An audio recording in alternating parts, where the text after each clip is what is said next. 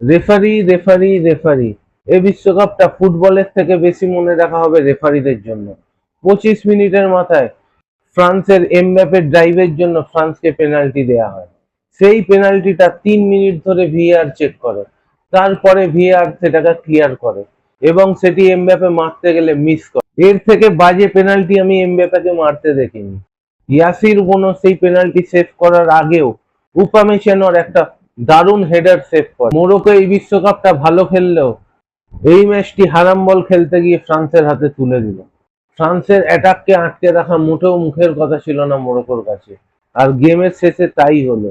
France 2 গোলে জিতল মোরক্কোর বিরুদ্ধে। 8 মিনিটের মাথায় এমবাপে ডিওপকে গার্ড করে যে গোলটা করলো তা এক কথায় ওয়ার্ল্ড ক্লাস।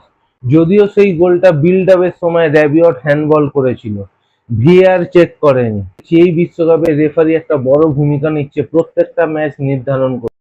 আর এই গোলটি করে এমবাপে আর লিও মেসির গোল সংখ্যা দাঁড়ালো এই বিশ্বকাপে 8।